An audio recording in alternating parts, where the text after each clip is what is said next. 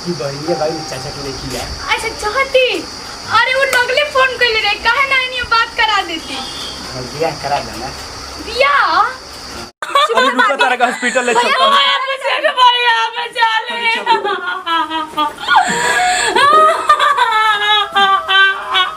ना बेटा तारा बियाह करे के बा आ एकर मौसीए से हम कराई।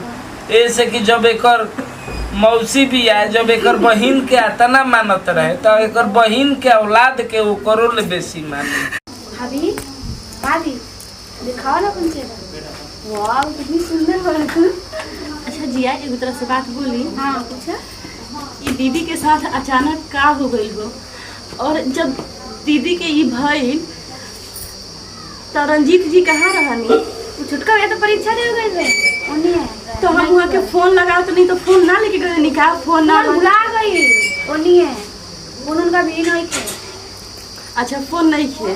छुटका भैया के बारे में बड़ा पूछो चलो कौन बात ना ऐसा ही मतलब कि शादी में सबको दिखाई दी है, लेकिन अभी तक वो ना दिखाई देनी है, यही से पूछे तनी और कौन बात नहीं भैया उन्हीं गई हुई है।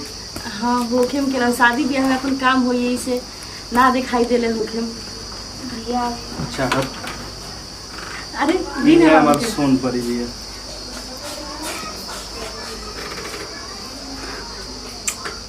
चाहत ई तहार बेटी भी है, एकर अच्छा से ख्याल रखियो और एकर पालन पोषण अच्छा से करियो।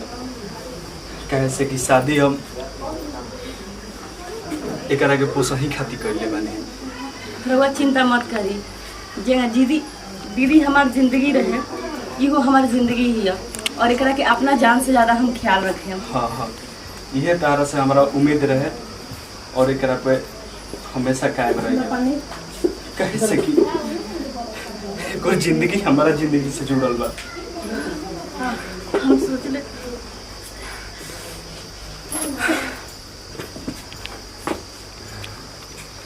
ले बेटा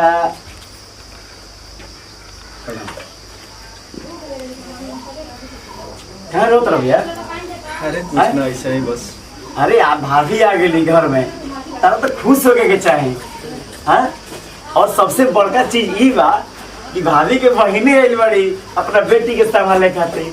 हाँ तब खुश रहा है फिर रहो भैया। अरे यह सोच के तो हम बाबूजी से शादी से स्वीकार करने के हाँ हम शादी करब। चलो आप रोल ढोल बंद दूसरा से करो, हम शादी ना करती यार। रोल ढोल बंद करो। चलो चलो खाना खाए, चलो चलो चलो खाना खाए चलो।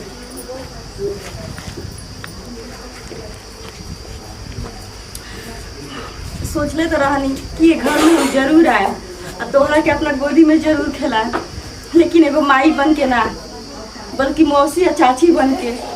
लेकिन अपना किस्मत में तो ये लिखले नहीं के। हम उनकरा से कितना प्यार करेनी ये सिर्फ दीदी जानत रहे, वो हमरा से कितना मोहब्बत करेला ये सिर्फ दीदी जानत रहे। लेकिन ये घर में जेकरा से हम प्यार करत रहनी, जेकर से अपनी पत्नी बन के आए, आज ओकर भौजाई बन के कैसे रहे परी। तोरा के तो जिंदगी से ज्यादा प्यार करम, लेकिन तू हमरा के माफ कर दिया। तारा पापा से प्यार हम कबो नहीं कर सकत, काहे कि वो हमारे शुरू से जीजा है और जीजा रहे। हमेशा हम तेरा चाचा से प्यार आ गई नी। इतना रोग गुम हो गए नहीं अपना परिवार और अपना दुख दर्द में कि शादी तक हमारे हो गई, लेकिन वो कोशिश तक ना करी कि चलो हमारा मोबाइल भुला गई तो हम कम से कम फोन करके ओकरा से एक शब्द बात तक कर ली। हम कितना परेशान रहनी कि रउआ से एक शब्द बात हो जाए, लेकिन एगो दोस्त के नंबर से हम लगे फोन भी ना कर सकते नहीं है। हमारी मजबूरी रहे। मजबूरी ना रहे, बात तो ही बाकी रउआ के हमरा से प्यार रहे ना। हाँ वरना ऐसे केहू कैसे बड़ा खुशी खुशी रहुआ अपना प्यार के भाभी स्वीकार कर रहनी। अरे पागल, ये तो हमारे भौजाइये जानते रहे कि हम तोरा से कितना मोहब्बत करत रहे, और आज भी उतने तो मोहब्बत राहुल कहाँ गई जी? जब तक दीदी रहे तब तक मोहब्बत रहे, और दीदी के मरते ही राहुल मोहब्बत भी मिट गई। समय हरे चाहत का तोरा पता बा कि जरूरी तो नहीं खेलू कि हम एक माइये बन के एकर इतना सेवा कर सकत रहनी है। रहुआ पापा जी से जीजा जी से बात कर रहती, हम एक मौसी बन के भी एक चाची बन के भी तो एक सेवा करती ना। हमारा कुछ जानकारी ना रहे। जब तक हम आईनी तब तक भौजी से भेंट तक नहीं कैले हम। भैया ऐसे ही रोते रहन और बाबूजी रेडी रहन तारा घरे जाए खातिर। बताओ हम कैसे रोकते। ठीक बात देखी, जो हो गल सो हो गल। हम एकरा के बहुत अपना जिंदगी से ज्यादा हम एकरा के प्यार करब, लेकिन एगो बात रउआ सोच ली, हम रउआ से प्यार करेनी और रउआ से हम के वो की तरफ हम देख नहीं सकत। रउआ जी से कहीं ना रउआ हमरा से शादी कर ली और क्या हो सकती काहे नहीं के हो सकत, ऐसे काहे रउआ कहत हनी। चाँद बड़ भैया हवे रे, बहुत प्यार करीला उनकरा से। और तू तो जानते बड़े कि उनकर दुख हमरा से ना देखल जाला। रउआ लोग के दुख के चक्कर में हम काहे पिसाई जी, हम अपन प्यार काहे खोई। रउआ का पता बा कि हमार बहिन मर गेल, हमरा दुख नहीं के। चाँद हम तोरा से वादा करतनी कि हम तोरा साथे हमेशा रहब और तोरा हर एक पल के प्यार सिर्फ और सिर्फ तोरे के दे और जीवन भर अपन शादी तक ना कर। वादा बा। और हम उम्र भर रउआ से प्यार करम, भले जी ऐसे शादी भइल बा त का, लेकिन उनकर हम पत्नी के रूप में कबो उनका सामने नहीं आ सकत, काहे कि हम रउआ से बहुत प्यार करेंगी जी। भैया के खूब जरूर रखिए प्लीज। और हाँ, हमनी के घर में भाभी और देवर के ही नाता रही आता ना प्लीज, बस होता ना भर ओकरा बार हमनी के जान रह दे। ओके, और ये हमारा गुड़िया के बहुत अच्छा से रखिए। ओके, कोई आ जाए और हम चलते हैं, ठीक है? बाद में भेंट कर थोड़ा सा।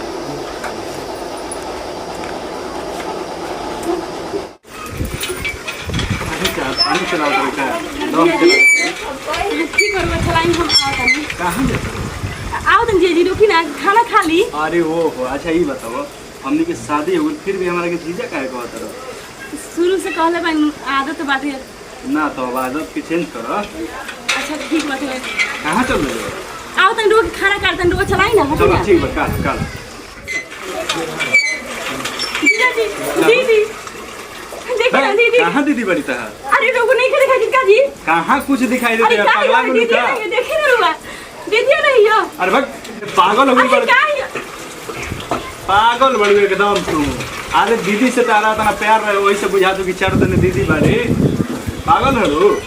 चलो चलो खाना निकालो, हम तो चला क्या होता है कपड़ा खींच दो तुम्हें। पागल कहीं क्या, एकदम सहारा बुझा नहीं थे। का हो परी दिन भर तोरा नींदे लागता का होता भाभी? सुत गेल बिया का? हां सुत गइल बिया। हाँ। कहाँ रहनी हो? अरे हम तो नहीं रहनी है। अच्छा तो अच्छा काम बता। ना काम नहीं है, बस ऐसा ही खोया तो नहीं है। अच्छा चाचा कहाँ गइल बड़न?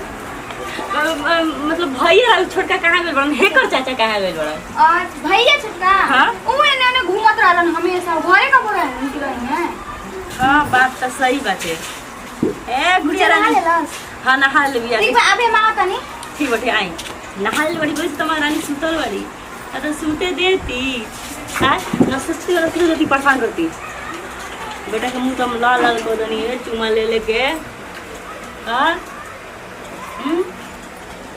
अरे आई बैठी जी, बैठी।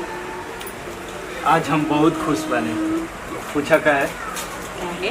यही से खुश बने कि न हमारा एहसास बा और न है बुच्ची के एहसास हो कि एकर माई नहीं थे।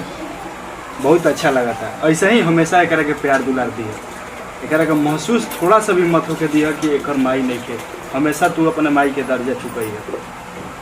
ई लोग कहे के बात नहीं है, ई हम अपन फर्ज और कर्तव्य बहुत अच्छा से जानता नहीं। और ई कहाँ गई नहीं है?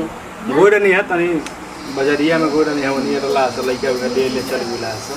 अच्छा चली ठीक बाटे। लोग के खाए हुए के हम लेके आओ तनी, ठीक नहीं? हां लेवल तनी खाना बाप के बाप।